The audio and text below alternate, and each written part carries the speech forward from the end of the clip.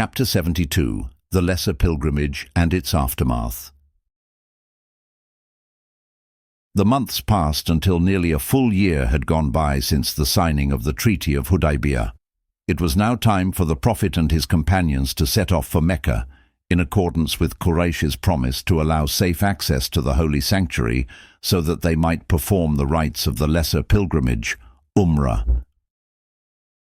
Roughly 2,000 pilgrims made the journey, including nearly all those who had been turned away the year before, except for a few who had since died or been martyred. Among the newcomers was Abu Hurairah, a man of the tribe of Banu Daws.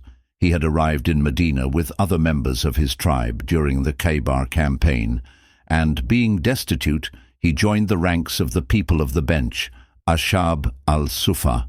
Upon entering Islam, his name was changed to Abd al-Rahman, but he was universally known by his nickname Abu Hurairah, meaning father of the kitten, because of his fondness for cats, something he shared with the Prophet.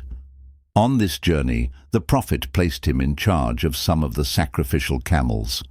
As the pilgrims approached the edge of the sacred territory, Quraysh evacuated Mecca entirely and withdrew to the tops of the surrounding hills. The tribal leaders gathered on Mount Abu Qubais, from where they could observe the entire sanctuary of the Kaaba and the Valley of Mecca. They saw the Muslim pilgrims emerge in a long procession from the northwestern pass just outside the city. Soon their ears caught the sound of the ancient pilgrim chant, Labbaika Allahumma labbaik, here I am, O God, at thy service. The long line of white-robed, bare-headed men was led by the Prophet, peace be upon him, riding Qaswa, his she-camel. Abdullah ibn Rawaha walked beside him, holding the bridle. Some of the companions rode while others walked. Upon reaching the sacred mosque, each man adjusted his upper garment, rida, as the Prophet did, passing it under the right arm and draping both ends over the left shoulder, leaving the right shoulder bare. At the southeastern corner of the Kaaba, the Prophet, still mounted, touched the black stone with his staff, then made 7 circuits around the Kaaba. After that, he went to the hill of Safa, and from there made 7 rounds between Safa and Marwa, ending at Marwa. There many of the sacrificial animals had been brought. The Prophet sacrificed a camel, and his head was shaved by Quraysh, the same man who had shaved his head at Hudaybiyah. Thus ended the rites of the lesser pilgrimage, Umrah al-Qada. He then returned to the mosque intending to enter the Kaaba, even though it was still filled with idols. But the doors were locked, and the key was held by a member of the Banu Abd al-Dar. The Prophet sent someone to request it, but Quraysh insisted this was not part of the agreement and refused. So none of the Muslims entered the Kaaba that year. But at noon, when the sun was at its highest, the Prophet instructed Bilal to ascend the roof of the Kaaba and give the call to prayer, Adhan. Bilal's voice echoed through the valley of Mecca and up into the hills. Allahu Akbar, Ashhadu an la ilaha illa Allah, Ashhadu anna Muhammadan Rasulullah. God is the greatest. I bear witness there is no God but God. I bear witness that Muhammad is the messenger of God. From their vantage point on Abu Qubais, the Quraysh leaders were stunned, outraged to see Bilal, a freed black slave, on the roof of the holy house. More than that, they realized the deep symbolic victory the Prophet had achieved.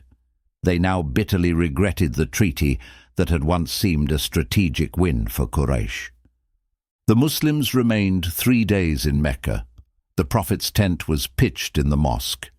During the nights, Meccans who were secretly Muslim came down from the hills to visit the Prophet, peace be upon him, and there were many joyous reunions.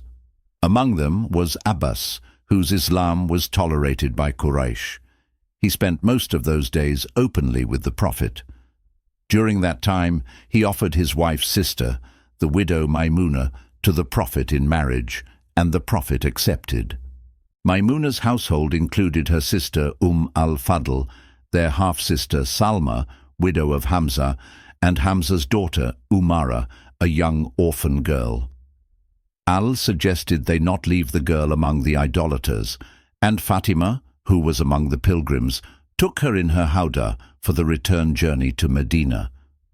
When the 3-day period expired, Suhail and Huwaytib descended from Abu Qubays and came to the Prophet, who was sitting with Sa'd ibn Ubadah and others. "Your time is up," they said. "Leave our land." The Prophet replied, "Would it harm you to allow me a little more time so I may celebrate my wedding and prepare a feast for you?" "We have no need of your feast," they replied. "Leave. We adjure you by God and the pact between us. Your time is over." Sa'd was angered by their rudeness, but the Prophet calmed him. "O Sa'd, no harsh words. They came to us as guests in our own camp." The Prophet then ordered all the pilgrims to leave the city by nightfall, though he made an exception for his servant Abu Rafi, who stayed behind to escort Maymūnah. The marriage was consummated at Sarif, a place a few miles outside Mecca. This union created another link with Quraysh. Maymūnah and her sisters were related to Khalid ibn al-Walid through their half-sister Asmā, Khalid's mother, now making him the Prophet's nephew-in-law. Soon after returning to Medina, the Prophet heard Ali, Ja'far, and Zayd arguing, each claiming the right to guardianship of Umārah, Ḥamzah's daughter. He called them together. Al argued, "She is my cousin. I brought her from Mecca." Ja'far said, "She is my cousin too, and her maternal aunt is in my household," meaning Asmā bint Umays, his wife. Zayd simply stated, "She is my brother's daughter." The Prophet had established brotherhood between him and Ḥamzah. The Prophet praised them all, then said to Ja'far, "You most resemble me in looks and in character." He then judged in Ja'far's favor. "You have the strongest claim. The maternal aunt is like a mother." In joy, Ja'far rose and danced lightly around the Prophet. When asked about it, he said, "This is what the Abyssinians do when their king grants them a favor." Not long after, the Prophet married Umārah to his stepson Salmā, son of Abu Salmā, Ḥamzah's nephew, saying, "Have I now repaid Salmā for what he gave me?" Meaning, Salmā had given the Prophet his mother, Salmā, in marriage. Now the Prophet gave him a wife in return. When the Prophet entered Mecca for the pilgrimage, the leading Quraysh chiefs were present, except for two, Khalid ibn al-Walid and Amr ibn al-As. Both had quietly left Mecca in advance, each for different reasons, but both agreed on one thing: the tide had turned. The truce of Hudaybiyah and the Prophet's peaceful entry into Mecca marked the beginning of the end for Quraysh's opposition. Khalid had long felt conflicted. His performance on the battlefield was second to none, yet inside he knew that Islam was destined to prevail. At Khaybar, seeing the Prophet's success, he began to admire him.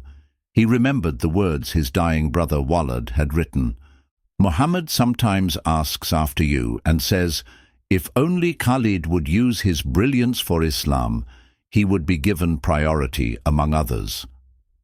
Khalid's mother Asmā had embraced Islam, and now his aunt Maymūnah had become one of the Prophet's wives. Khalid dreamt one night of a barren land turning lush and green. He took it as a sign and made plans to go to Medina. As he left home, he met his close friend Uthman ibn Talha, whose family had long been custodians of the Kaaba keys. Though reticent at first, Khalid shared his decision. Uthman, who had also grown sympathetic to Islam, resolved to go with him. They set out together the next morning. At the same time, Amr ibn al-As, seeing Quraysh's cause weakening, decided to flee with a group to Abyssinia, hoping the Negus would offer asylum. But when Amr spoke disdainfully of the Prophet during an audience, the Negus reacted sharply, testifying to Muhammad's truth and saying, "Follow him. By God, he is on the truth. He will triumph, as Moses triumphed over Pharaoh." Shaken, Amr changed course, travelled to Yemen, bought a camel, and set off north, eventually meeting Khalid and Uthman at howdah. Together, they travelled to Medina. Upon arrival, the Prophet, peace be upon him, received them warmly. Khalid pledged allegiance first. The Prophet said, "Praise be to God who has guided you. I always saw in you a sound mind that I hoped would lead you to good." Khalid, visibly remorseful, said, "O Messenger of God, I fought against you on many fields. Pray that God forgive me." The Prophet replied, "Islam wipes away all that came before it." Then added, "O God, forgive Khalid for his obstruction of your path." Uthman and Amr also pledged. Amr later said he was too awed to even lift his eyes to the Prophet's face. Also at this time, Hisham, Umar's cousin and Amr's brother, rejoiced at his brother's Islam. Abdullah ibn Amr, now 16, had already embraced Islam and was known for his devotion and knowledge. He would later become a renowned hadith narrator, recording many sayings of the Prophet. 2 more men of Mecca soon joined them in Islam. Aql, brother of Allah and Ja'far, came and pledged. The Prophet said, "I love you twice, for your closeness to me, and for the love I saw in my uncle for you." Jubair ibn Mut'im, who had long been on the edge of belief, now joined publicly. The faith planted in his heart years earlier, when he came to ransom Badr's prisoners, had finally blossomed.